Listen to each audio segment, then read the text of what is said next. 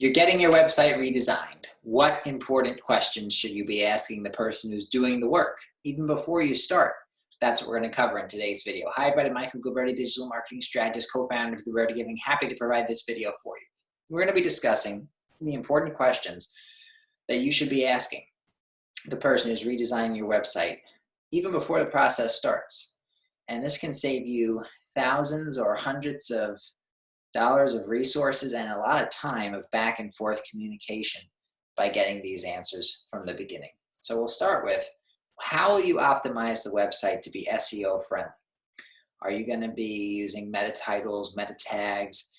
Is there a plan in place to make it somewhat favorable to the search engines that it's going to potentially show up in? And then, what lead capture abilities? What boxes that's going to ask for someone's name and email are you going to put on this website? Or what's going to be the method of communication that someone can use to click on the call now button, dial the office number, submit their information to be followed up by one of the staff members? And for example, are you going to be giving away something of information for free, like 10 ways to look and feel your best with Botox, or these 5 things you should know before you get a facial in the medical aesthetics industry, of one of the industries that I have clients in?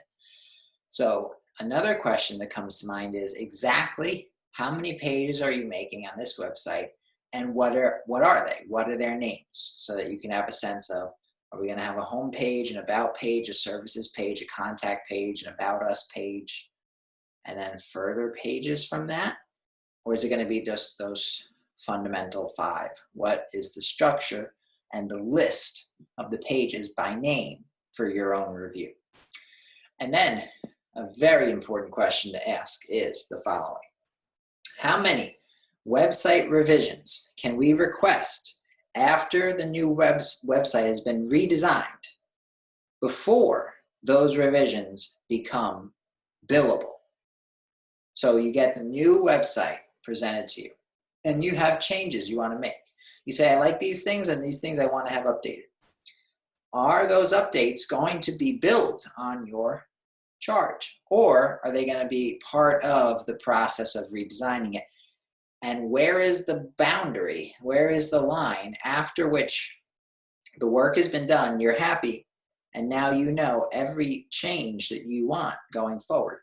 You increase your prices, you add a new service, you have a new staff member, you update your staff altogether. Are those going to be billable? At what amount? And how does that fee structure work? And you can even ask for an example. I have a new staff member come on. I want them on my About Us page. What is the amount going to be? What's the turnaround time going to be?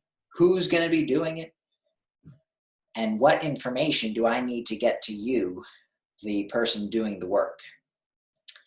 And then, speaking of time frame, when is the redesign going to be completed? We start on this day. What's the estimated completion date? So you have a sense of when this project is going to be completed. If you're going to go the route of having a blog on your website, blog implies that information is going to be updated. Who's going to update it?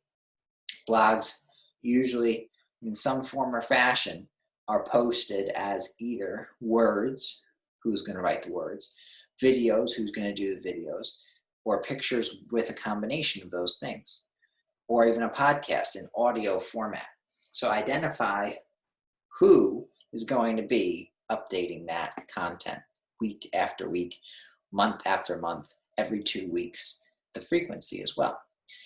And then a very vital question is to say, will we have access to the website if we ourselves, the business owner, wants to make changes? If you're inclined to do it, if you know how to do it or want to do it, you should have access to your website if you request it, because just on the fundamental ground that it is your website. Can you imagine if a website company created a website for you, representing your name, your business to the world on different search engines, and they will not give you access to your own website that you paid them to make? They should give you, if you want it, access. And that brings us to, how will you optimize the website to be mobile friendly? With probably over half of the people who will visit the website will be doing so on their mobile device. What can be done and what will be done to have it look good on a phone? Where will you link your social media accounts on the website? Upper right-hand corner, lower left-hand corner, bottom center, so you can get a sense of how it's going to look. And if there's going to be a store page, for example, in the medical aesthetics field, back to that, there are businesses that have stores where they sell cleansers, gels, moisturizer, and other items. So you're going to need a store page for that, where it has a picture of the gel, it has a description, the title, the price, and a buy now button. What software are you going to use? Is it going to be Square, Shopify, something else, Equid? And is there, which there very often is, from that software themselves, a monthly charge to keep that going? And you should know that in advance, especially if you're going to be using it. How will we be notified if someone buys at 2:30 in the afternoon on a Tuesday my gel? I got to get that to the person who's going to ship it to that person, or coordinate as to how they're going to get the product they just bought for customer service purposes. And then the design software, speaking of software, that you're going to use to create and craft the whole website, so we talk about the store, which is one aspect. The whole site is going to be built in WordPress, Wix, Squarespace, custom something else, Beaver Builder. What will it be? You have a right to ask. And then how will you show the before and after transformation of your service or product in the pictures or the visuals or the videos that are on your website? Very important to say. Here's how a person who interacts with our business comes in before they work with us, and here's how they are after, because it demonstrates that before and after effect. You see this in fitness industry, orthodontic, another industry I work with. Teeth looked like this before, and now they're straight, smiling, good to go. What will you include on the Contact Us page? Is it going to be our email address for the company, our phone number, a form? A very important detail is, if it's a form, who is going to get the submission? If someone says, here's my name, email, phone number, and a message about what treatment or service or product I want to purchase, who is going to get that email?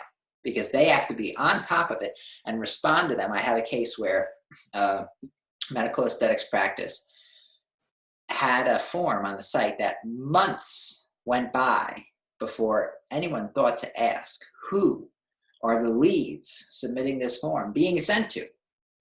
And the problem was that they were sending the website company was sending those leads to a former employee who was out of state, out of the business for months. They haven't even worked for the company, and they're getting all their leads. So you have to make sure who is going to be the recipient of those submissions, and who is going to create the words, the pictures, the videos, the content of the site. Is the website company going to write some language and you say, oh, I like that, or change that? Or are you, the business owner, going to say, I want this on the website, just put it there like I wrote it here? And then are the Facebook pixel and Google Analytics and Google ad tracking and Pinterest tagging pixels going to be put on every page of the website? And that can be a benefit to you for the following reason. Somebody goes to your website, and then the Facebook pixel tags them invisibly in the background. And then they go on Facebook, and if you're running a paid ad, you can show up as a reminder to those people who have visited your website. Here's another video, another picture, another message about the very service you were interested enough in to go visit our website, otherwise referred to as remarketing. And another question of interest can very well be, in addition to those codes you're going to put on the website, what is the disaster recovery plan? So if the website crashes, who do I, as the business owner, who do I email, who do I call, what do I do, and what is the plan to make sure we can get our website back as quickly as possible? Do you take a backup of the site? Ask that question to your website company, because a backup can be very important. Let's say it's Tuesday and Wednesday comes around and your site is crashed on Wednesday. You want to have Tuesday's version ready to plug in place of Wednesday. That way you have something that was perfectly good to go and relevant 24 hours earlier. It's called a backup. And I present these questions to you because this is the checklist I go through when I'm either designing a website or supervising a website redesign of one of the clients that I work with. I've seen it from both ends. Either I'm designing it and they're providing the information to me and I'm going back and forth with them in a methodical, iterative process that leads to the website they want. Or I present these questions to the website company that's doing the work and they work their way through what the client's needs are, and then we ultimately get to the best result. So I wanted to present this to you as a way of both preventing you from walking through some of the minefields that some businesses have had to confront in terms of thousands of dollars being lost because client information and leads information was being sent to somebody who's no longer working at the business. And I also want you to be privy to this information so you can have as seamless and as effective and efficient a process as there is in redesigning or recreating altogether your website. So reference these questions, present them, and I would hope that they would even spark some more in your mind as to, okay, well, if I start asking these questions, I've got these other ones that came to mind just by thinking of this.